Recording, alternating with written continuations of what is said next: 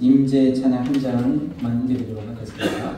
성찬이 있어서 임재만 드리도록 하겠습니다. 이 자리에 오늘 하나님 주목하시고 목을 내려달라고 하늘 문을 여시고 그리고 함께 해달라고 임재로 해달라고 마음 모아서 찬양 드리겠습니다.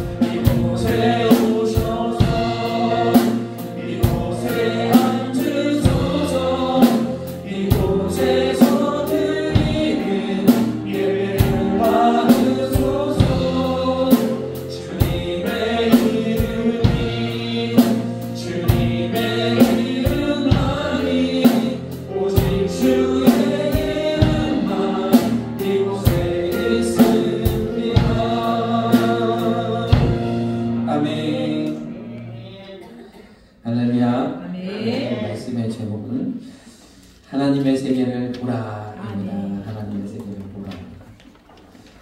네, 지금 참 완연한 봄이 되어졌죠.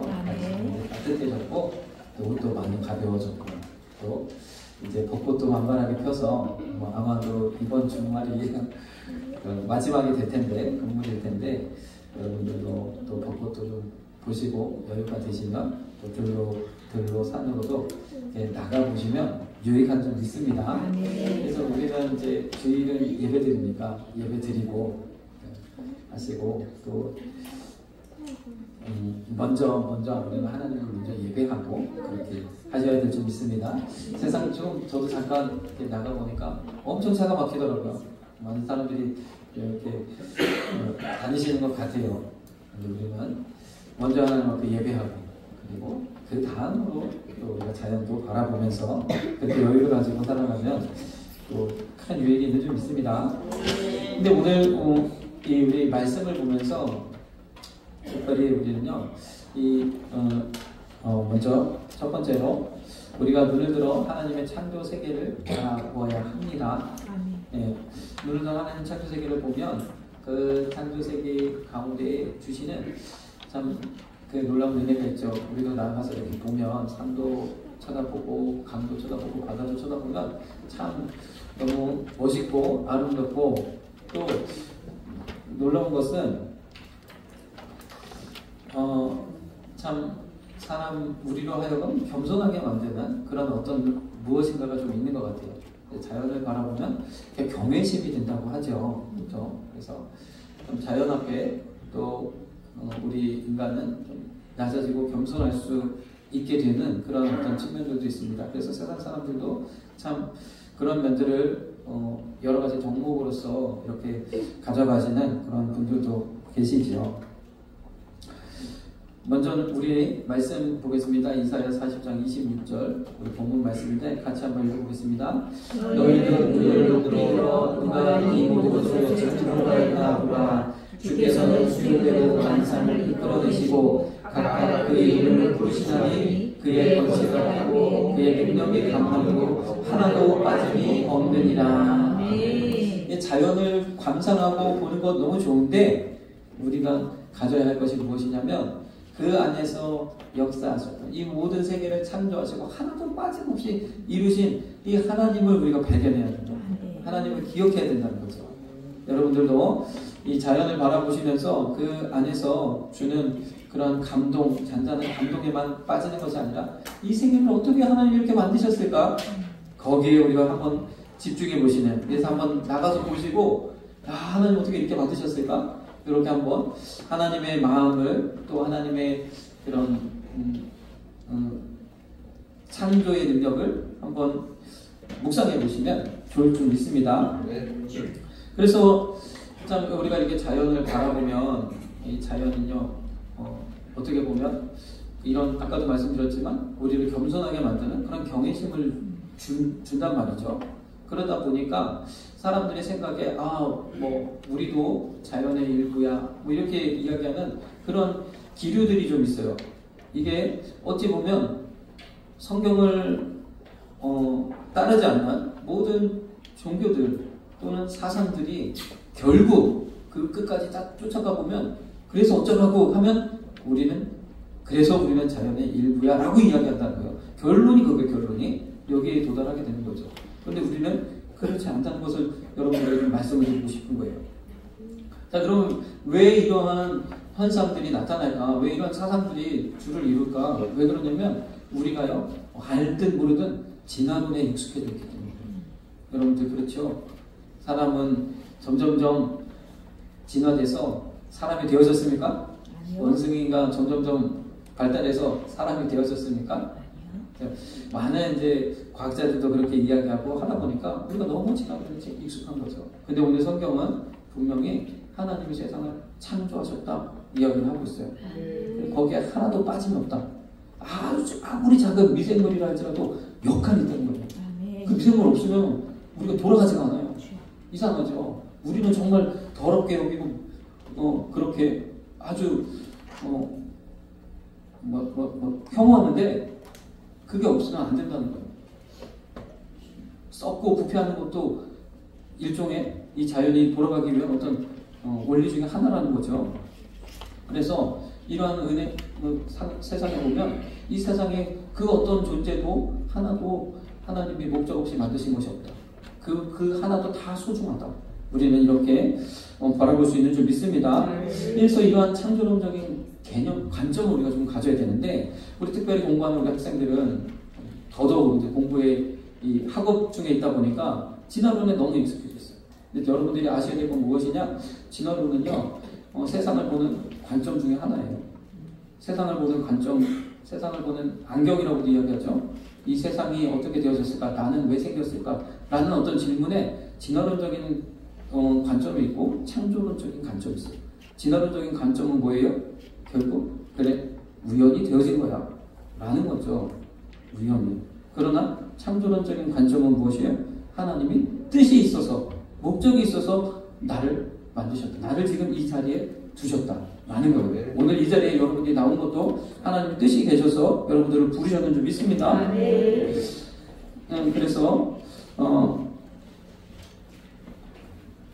우리 창세기 1장 14절에 보면 이렇게 말씀하고 계세요. 한번 읽어볼까요? 하나님이 가라사대 하늘의 북한에 광명이 있어 주야를 나뉘게 하라. 또 그 광명을 하여 징조와 사시와 일자와 연함이 이루라.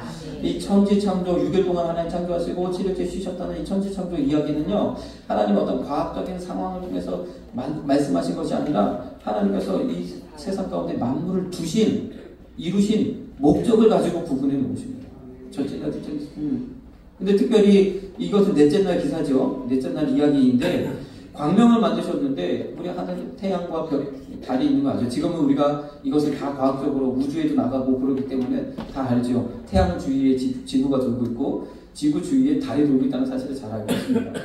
그렇지만 그러한 사실과 상관없이 하나님이 이러한 천체를 이루신 목적은 무엇이냐? 우리에게 있어서 징조와 사시와 일자와 연한을 이루는 것, 날씨의 변화가 있고요. 그래서 우리가 이러한 자연의 섭리 앞에 겸손할 수 있게 되어지고, 또 사계절도 이루시고 하루하루도 해가 뜨고 해가 뜨고 지는, 그리고 1년이 가고 한 달이 지나는 달의 모양을 보면 우리가 한 달 한 달 지나는 것을 볼 수 있고, 태양의 모양을 보면 우리가 1년이 지나는 것을 볼 수 있고, 이런 것들을 이루게 하시려고 목적을 두고 만드셨다, 목적을 두고 이루셨다 라고 말씀하고 있는 줄 믿습니다. 그러면 우리는요, 특별히 여섯째 날에 사람은 특별히 흙으로 빚어가지고 작품으로 만드셔서 하나님의 생기를 후 불어 넣으셔서 영적인 존재로 만드셨다는 거예요. 그래서 뭐라고 하셨냐? 생육하고 번성하고 충만하고 정복하라고 복을 주셨다는 거죠. 그래서 하나님이 맡겨주신 이 세계를 잘 다스리고 잘 관리해야 될 관리의 소명이 우리 가운데 있는데, 근데 참 희한해요. 우리 안에 좀 하나님을 닮아서 창조력도 있지만 무엇인가 새로운 것을 만들어내고 기존에 없던 것을 만들어내고 혁신을 이루고 이런 것도 잘하지만, 또 한편으로는 기존에 있던 질서를 무너뜨리고 꼭 하라 그러면 더 하기 싫고, 공부해라 그러면 더 하기 싫어. 이렇게 되는 이런 본성도 있어요. 이게 다 같은 거예요. 그래서 결국에는 가만히 내버려뒀더니 인간이 자기의 욕심과 이기심 때문에 자연을 망가뜨리고 결국에는 우리도 우리의 설 자리도 잃어버리는 그런 형국을 맞이하게 되는 이런 안타까운 상황에 놓여 있다는 거죠. 이것이 다 왜 그러느냐? 과학이 발달하고 기술이 발달하다 보니까 자연을 바라보다 보니까 진화론적인 이런 관점이 너무 강해졌습니다. 그러나요, 여러분들, 진화론은 어떻게 이해하시면 되냐면, 하나님이 이 세상을 창조하셨어요. 우리 학생들도 게임 좋아하잖아요. 게임 좋아하지만 게임 세계를 한번 생각해보세요. 게임 속에 있는 그 캐릭터가 정말 어떤 그 자의식을 가지고 있는 인공지능이 탑재된 그런 존재라고 생각해 보십시오. 그가 그 게임 속에서 나는 만들어진 존재야, 나는 가상의 존재야 라는 것을 알면 얼마나 절망하겠습니까? 게임이 안 돌아갈 거예요. 다들 낙심하고 절망하고 나 살 가치가 없어 이렇게 될 거예요. 그래서 그렇게 하지 않게 하려면 아주 정밀하게 잘 만들어요. 다시 말해서 우리가 사는 이 3차원 세계에서 우리는 하나님의 우리가 바라보는 관점은 진화론으로 보일 수밖에 없다는 거예요. 우리가 아무리 살피고 해도 진화론적인 그런 결과를 얻을 수밖에 없다는 거예요. 그러면 우리는 어떻게 되느냐? 하나님이 창조하셨다는 이 창조의 말씀을 믿음으로 받아들이고 창조의 그런 은혜를 누리는 것이 우리의 몫인 줄 믿습니다. 그래서 창조론적인 사고를 가져야 됩니다. 창조론적인 사고를 가져야 됩니다. 하나님 내게 목적을 주셨다. 그래서 목적이 이끄는 삶이라는 게 있잖아요. 근데 세상에 많은 사람들이 우리 14편 1편에 보니까 하나님이 없다는 사람들이 많다는 거예요. 하나님이 없다. 그런데 가만히 보니까 하나님이 없으면 어떻게 됩니까? 하나님이 없으면 우리가 선을 행할 착하게 살 필요가 없고 착하게 살 필요가 없고, 하나님이 안 계신 이 세상에 신이 없고 그런 절대자가 없는데 착하게 살 필요 없어. 내 뜻대로 내 멋대로 살면 되지. 어차피 없어질 것이고 어차피 자연으로 돌아갈 것인데 어떻게 착하게 살아? 착하게 살 필요가 없어져요. 하나님이 없으면. 그리고 하나님이 없으면 목적이 사라져요. 공부 왜 해요? 이게 다 참 그런 질문이 왜 나오느냐? 진화론적인 사고 때문에 그렇다. 공부 왜 해야 됩니까? 하나님에게 주신 목적이 있는데 내가 그 목적을 감당하기를 하나님 기뻐하시고 나도 그렇게 할 때 내가 행복하고 보람이 있고 그렇게 되어지는데 그것을 이루기 위해서 내가 공부하는 거죠. 근데 하나님 없으면 어떻게 됩니까? 우리가 선을 행할 이유가 사라져. 그래서 하나님이 없다 하도다 시편 14편 1절 말씀을 보니까 어리석은 자는 그 마음에 이르기를 하나님이 없다 하도다 저희는 부패하고 소행이 가증하여 선을 행하는 자가 없도다. 선을 행할 이유가 없어지니까 선을 안 하는. 요즘 이 시대가 그렇죠. 그래서 이 시대에 정말로 이 사회를 통합할 수 있는 것은 복음밖에 없다는 거예요. 지금은 이제 과학이 발달하니까 사람들이 종교를 믿지 않죠. 종교에 대해서. 그래서 지금은 이제 무신론이 또 하나의 종교가 되어져가지고 그렇죠. 무신론이. 그런데 이 현대 사회에도 과학이 이렇게 발달하고 인공지능이 나오고 하는 이 시대에도 이제 좀 있으면 로봇도 움직이고 돌아다니고 할 텐데 그런 시대에도 어김없이 작용하는 이 진리의 말씀, 기독교만이 이 사회의 통합을 이룰 수 있다는 거예요. 진화론적인 그런 사고 속에서는요, 누구도 통합을 이룰 수 없어요. 하나님이 창조하셨으니 하나님이 나를 사랑하시니까 내 옆에 있는 이 친구도 사랑할 거야. 누구도 다 사랑할 거야. 그것을 깨닫는 순간 우리는요 서로 용서할 수 있고 또 화합할 수 있게 되는 줄 믿습니다. 그래서 우리는요 이런 창조론적인 사고를 가져야 돼요. 다시 말해서 성경적인 사고를 가져야 되는데 먼저 우리 하나님은요 나보다도 내가 나를 아는 것보다도 하나님이 우리를 더 잘 아신다는 거예요. 왜? 하나님 만드셨으니까. 포드 자동차 만드신 분도 어떤 사람이 자동차가 고장나가지고 애를 쓰는데 지나가는 할아버지가 요거 이렇게 해봐요. 그대로 해봤더니 이게 자동차가 시동이 걸리고 움직이는 거예요. 이게 어떻게 그걸 아십니까? 이 차를 내가 만들었어 했다지 않습니까? 포드가 그랬다지 않습니까? 자기가 만들었으니까 안다는 거죠. 하나님 우리를 만드셨기 때문에 나보다 나를 더 잘하시는 거예요. 하나님은요 나보다 나를 더 잘하시는 알고 계십니다. 한장 넘겨주시면 PPT 좀 넘겨주세요. 네, 그렇다는 거죠. 자, 우리 이사야 40장 27절 말씀 보겠습니다. 야곱아 내가 어찌하여 말하며 이스라엘아 내가 어찌하여 이르기를 내 사정은 여호와께 숨겨졌으며 원통한 것은 내 하나님에게서 수리하심을 받지 못한다 하느냐. 하나님 멀리 계신 것 같고 내 기도를 응답하시지 않는 것 같지만 하나님 다 알고 계시는 줄 믿습니다. 좀 여러분들 요즘에 보면 MBTI 얘기 너무 많이 나오죠. MBTI 그래서 너는 T야 뭐야 이런 얘기 하는데 저는 예전에 저도 좀 해봤는데 다 까먹었어요. 근데 아무튼 요즘 MBTI가 이렇게 핫한 이슈더라고요.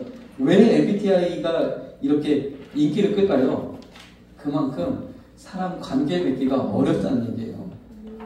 그래서 나는 왜 이럴까? 이런 의문이 생기고 저 사람은 도대체 왜 그러지? 이런 문제가 생기니까 MBTI 쪽에서 쟤는 T형이니까 그래.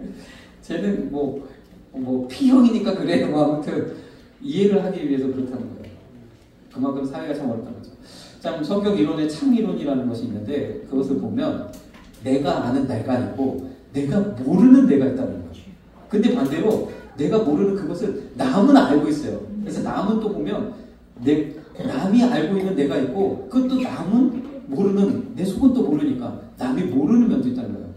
그래서 이러한 것들이 갭이 커지면 사회적으로 문제가 일어나요. 왕따가 생긴다든지 아니면 운둔형 그런 이상한 사람들이 생기고 그러는 거죠. 그래요. 이 내가 나를 알고 모르고 하는 이 알고 모름의 갭이 어떻게 줄여지느냐? 그래서 인간 관계를 통해서 이루어지는 거예요. 서로 남이 알고 있는 남이 나에 대해서 알고 있는 것을 우리가 서로 관계하면서 이야기하면서 대화하면서 부딪히면서 내가 이런 면이 있었구나라는 걸 알게 되고 그래서 점점 나에 대한 이해가 커지고 그래서 이게 관계가 너무 중요하다. 관계가 이런 창 역할을 한다. 그래서 창이론이 있는데 그렇죠. 우리는요 내가 모르는 나의 어떤 면들이 있어요. 나는 이게 나라고 생각하고 살지만 겉에서 보면 다른 사람 보면 저도 그랬어요 예전에. 저는 참 합리적인 사람이라고 생각했는데 주변에서 저를 보고 왜 이렇게 꽉 먹혔냐고 그러니까 그럴 것도 같아요. 왜냐면 나는 항상 교회에만 있었고 말씀에만 있었고 항상 기독교적인 시각으로 이야기하고 하니까 다른 사람들 입장에서 꽉 막혔다고 보더라고요. 그런 거예요. 근데 제가 그렇게 관계하면서 사람들 나 이렇게 보는구나. 그럴 때는 이렇게 말하면 안 되겠구나. 알아가는 거죠. 네. 그런데 관계가 어렵다. 성격이. 그래서 참 여러 가지 성격의 유형도 있고 이렇게 되는데 이 세상에서 나를 가장 잘 아는 사람은 누구일까요? 그 누구보다 나를 가장 잘 아는 사람. 바로 자기 자신 아닙니다. 나도 내가 모르는 사람이 많아. 누구냐면 부모님이에요. 부모님. 그래서 부모님 말씀은 우리가 들으면 피가 되고 살이 된다는 이야기가 뭐냐면 부모님이 나를 제일 잘 알아. 왜 그런지 아십니까? 우리 이사야서 49장에서 보면 여인이 어찌 그 젖먹는 자식을 잊겠으며 이렇게 이야기하고 있는데 부모님이 왜 잘 아시냐면 내 성격이 형성되는 데 있어서 부모님이 가장 많은 영향을 줬기 때문에 그래요. 그래서 부모님은 딱 보면 알아요. 그래서 왜냐하면 부모님의 양육 태도 또 부모님의 또 여러 가지 상처 이런 것들이 내 성격을 만들어가게 돼요.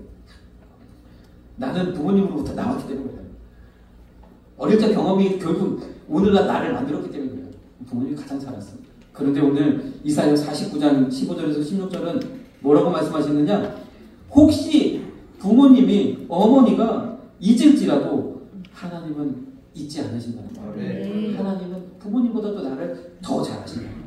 그래서 그 하나님께 내 인생을 맡기면 그것이 가장 확실한 보증이요. 확실한 방법이 되는 줄 믿습니다. 이걸 우리가 믿음으로 받아들이고 하나님의 놀라운 은혜를 우리가 살아요. 그리고 로마서 8장 12절 13절에는 육신대로 살지 말라 말씀하고 있습니다. 육신대로 살면 반드시 죽을 것이다. 육신대로 산다는 것이 무슨 얘기냐?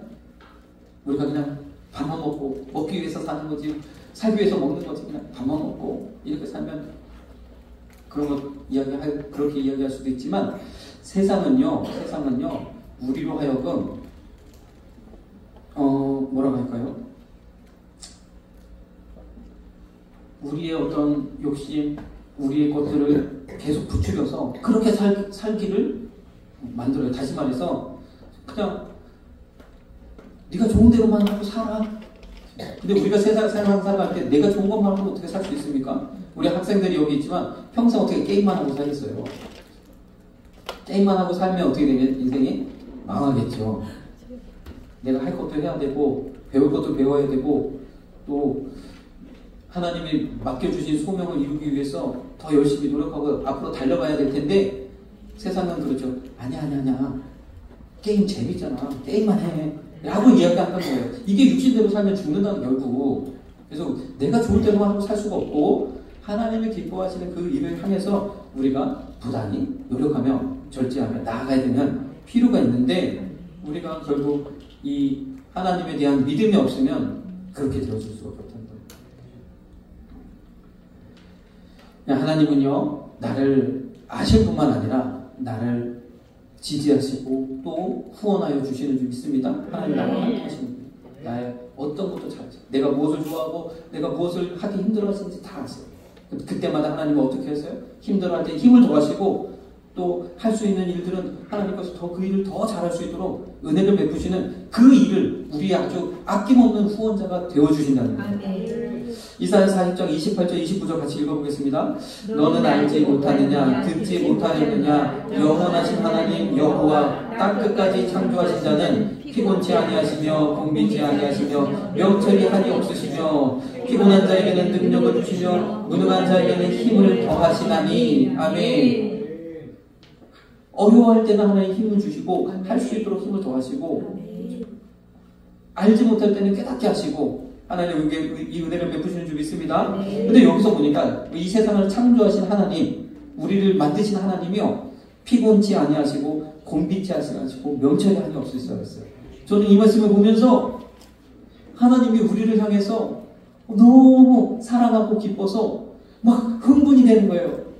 와, 내가 이 아이를 위해서, 내가 나의 자녀들을 위해서, 내가 이 하나님의 귀한 백성들을 위해서 무엇을 해줄 거, 어떻게 할 거, 하나님은 우리를 바라보시면서 잠이 없는 거, 잠이 달아나는 거죠. 피곤할 때 열을 겪는 거죠. 너무 기뻐서 그렇게 우리를 사랑하시는 줄 믿습니다. 우리에게도 이와 같은 은혜를 주시겠다는 거죠. 우리도 어떤 일이 기쁘고 즐거우면 잠도 안 오잖아요. 돈 잘 벌려 보십시오. 피곤이 어디 있습니까? 이렇게 하나님 우리를 사랑하시고 우리에게 은혜 주시는 줄 믿습니다. 이사야서 9장, 오늘 이사야서 말씀 참 많이 보게 되는데 이사야서 9장 6절 말씀 보니까 여기 이렇게 말씀하셨어요. 이는 하나님과 우리에게서 낳고 하나님을 우리에게 주신 바 되었는데 누구예요? 예수 그리스도. 그렇죠?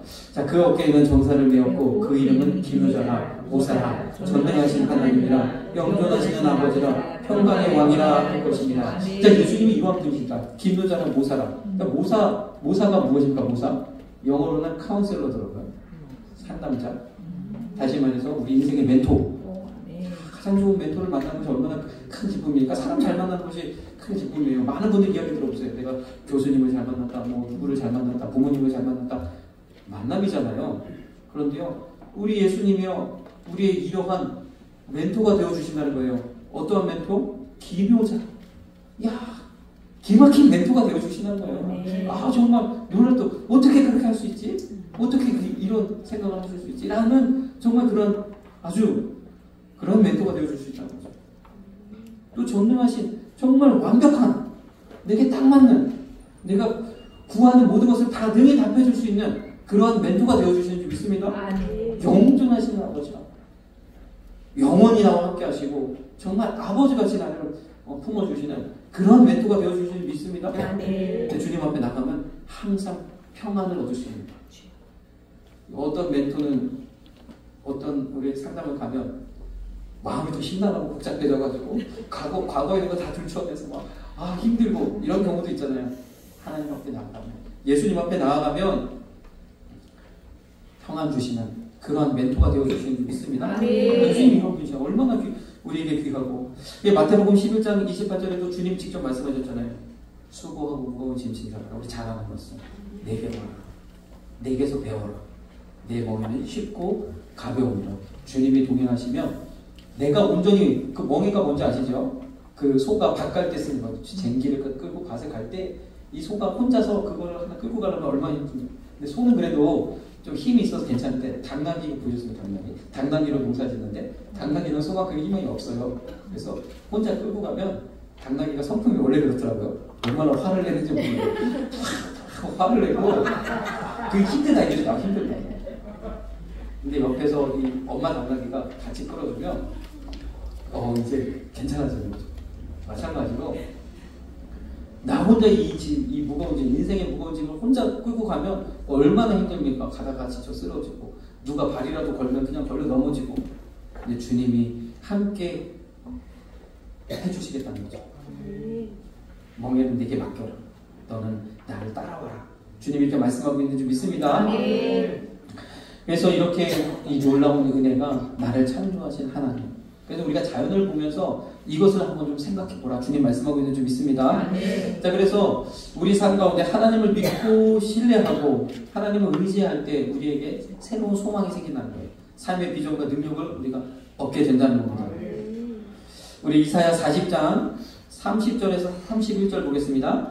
소년이라도 피곤하며 곤비하며 장정이라도 넘어지며 자빠지되 오직 여호와를 악망하는 자는 새 힘을 얻으리니 독수리의 날개치며 올라간 같을 것이요 다른 박질하여도 곤비치 아니하겠고 걸어가도 피곤치 아니하리로다. 아멘.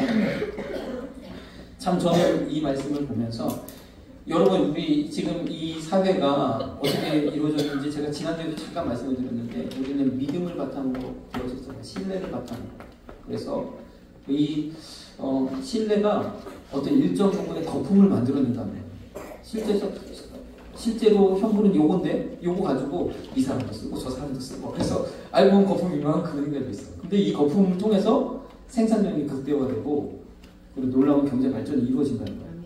우리가 하나님 앞에 이 신뢰를 두면 하나님과의 관계에서 이 신뢰관계를 확실하게 세워두면 우리 가운데도 이러한 일이 일어나는 거예요. 오늘 어떤 말씀을 했어요? 여호와를 앙망하는 자는 하나님께 이 신뢰를 굳게 세워놓으면 주님께서 새 힘을 주시는데 독수리의 날개침 같은 그래서 남들이 보면 뭐 하는 거니까 거품 같아 보이는 거품 같아 뻥치는 것 같아 보이는 뻥치는 것 같아 아니면 하나님께서 그 가운데서 놀라운 역사를 일으키신다. 하나님 놀라운 은혜를 우리에게 베풀어 주시는 줄 믿습니다. 그래서 기독교가 조금 이런 면에서 축복 강조하고 하나님 도우심 강조하고 하다 보면 세상 사람들이 볼 때 세상에 어떻게 염려하고 근심하고 걱정하고 이렇게 많은데 쟤들 왜 이렇게 맨날 뻥망쳐? 뭐가 이렇게 맨날 다 됐다 그래? 이렇게 좀 오해를 하기도 해요. 그런데 실제 하나님과의 믿음의 관계입니다. 우리가 하나님 앞에 두터운 신뢰관계를 딱 형성만 하면 우리 가운데 하나님이 놀라운 역사를 일으킨다. 우리가 지금 우리 현실을 보십시오. 우리 내 힘 가지고 힘만으로 참 이 현실을 이겨나가기가 어렵잖아요. 그런데 내 기업에 내 사업에 누가 큰 손이 와가지고 자본을 그냥 꽉 뭉탱이로 대주다고 생각해 보십시오. 얼마나 기쁩니까? 그렇죠? 그와 같이 하나님께서 놀라운 은혜를 우리에게 베풀어 주시는 줄 믿습니다. 어떠한 방식으로든 하나님이 이렇게 행하신다. 내가 하나님께서 지혜를 주시거나 아이디어를 주시거나 놀라운 힘을 주시거나 오늘 말씀처럼 이래도 피곤하지 않거나 참 체력도 그래서 참 능력 중에 하나입니다. 이래도 피곤하지 않으면 참 대단하죠. 그래서 하나님께서 이 놀라운 일들을 우리에게 주시는 줄 믿습니다. 마지막으로 우리 고린도전서 9장 25절에서 26절을 보니까 우리가 이기기를 다투는 자마다 성공하기를 원하고 하나님이 주시는 이 소명을 이루고 하나님 가운데 영광 가운데 나아가기를 원하는 자마다 모든 일에 절제할 필요가 있다는 거죠. 이것은 무슨 말이에요? 우리가 다 할 수 없다는 거, 다 할 수 없다는 거. 선택과 집중해야 돼. 선택과 집중. 하나님 내게 필요한, 하나님 내게 맡기신 그거, 내가 잘할 수 있는 거, 내 안에 있는 은사, 능력, 재능, 이것이 무엇인가? 그것에 우리가 선택과 집중을 해야 되는데 엉뚱한 우물 파다가는 세월만 낭비하고 그렇게 될 수가 있잖아요. 이거 어떻게 해야 된다는 거예요? 하나님께 맡기면 하나님이 깨닫게 하시고 알게 하시는 줄 믿습니다. 예, 하나님을 붙잡고 나아가면 향방 없이 다름질하지 않고 허공을 치는 것 같은 싸움을 하지 않는다. 하나님 말씀해 주시고 깨닫게 하시고 내게 직접적으로 하나님 음성을 들려주시지 않는다 할지라도 환경을 열어서 역사하시고 만남을 통해서 역사하시고 누군가를 통해서 보는 것을 통해서 듣는 것을 통해서 배우는 것들을 통해서 하나님 가야 할 길을 알게 하시는 줄 믿습니다. 이것이 우리 하나님이시고 이것이 이 세상을 창조하시고 나를 만드신 하나님의 은혜인 줄 믿습니다. 우리 찬송가 40장이죠. 아까도 우리 찬양을 들으시는데 저기구나. 오케스트라구나. 찬송가 40장 1부 예배 드려보는데 오래간만에 들었더니 이게 그 박자가 어렵더라고요. 그래서 우리 같이 함께 찬송가 40장 주 하나님 지으신 분에 대한 찬양 드리겠습니다.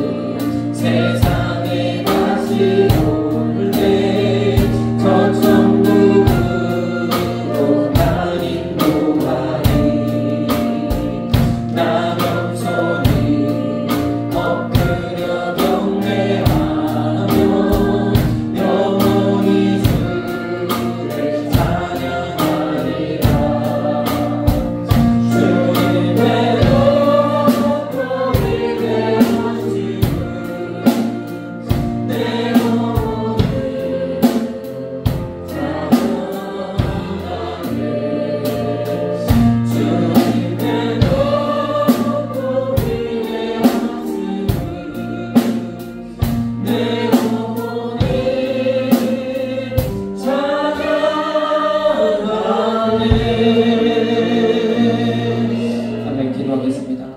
사랑해 주님 감사합니다. 이 세상을 창조하시고 나를 또한